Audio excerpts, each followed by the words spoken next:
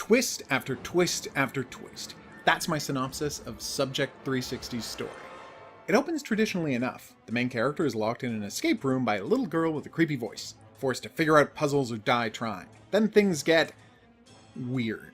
I won't reveal exactly how, because this game deserves to be experienced without foreknowledge of all of its surprises.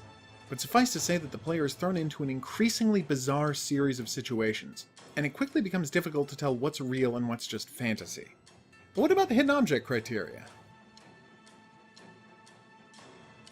A truly mixed bag this time.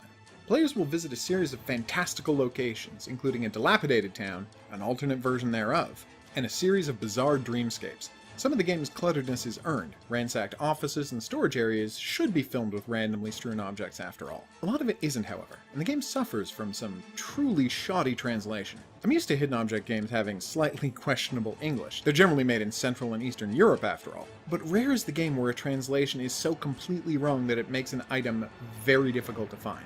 That happened multiple times in this game. It's a split decision, leaning more towards yes than no.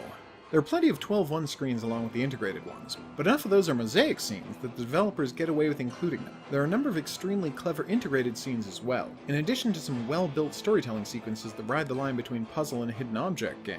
There's a great sequence where the player has to click on pieces of furniture to stack them into a makeshift ladder. It's extremely clever, and a perfect example of the developers' admirable willingness to experiment with design.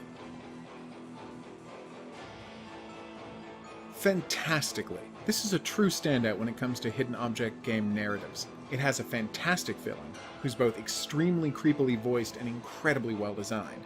Although, to delve into that one too far risks those huge spoilers I'm trying to avoid. There's around 2.5 hours of gameplay here, and that's without ever forcing the player to return to a hidden object scene more than once. Subject 360 is constantly unlocking new locations and posing new challenges for the player, keeping the pacing brisk and thrilling. A warning though. This is one of the scarier hidden object games I've encountered. There are a bunch of well-designed jump scares and a truly stressful boss fight, so be warned. Things get pretty dark in this one, and it's not for the faint of heart.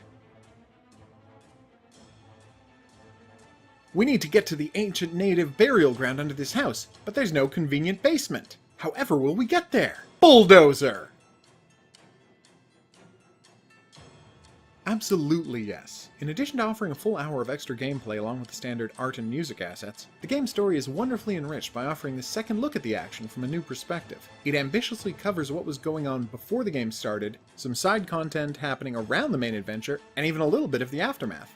This is one of the best bonus chapters I've ever encountered. There's even a special extra hidden object scene that allows players to clean up a monstrously cluttered bathroom.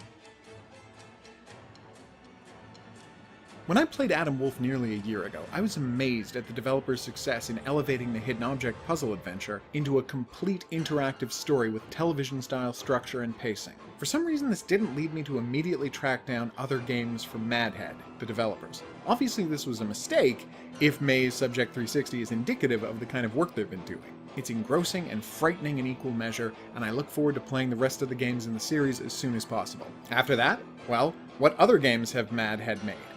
This review is based on the copy of the game purchased with my own money. If you'd like to watch the playthrough that led to this review, just click on the rectangle that allows you to do that.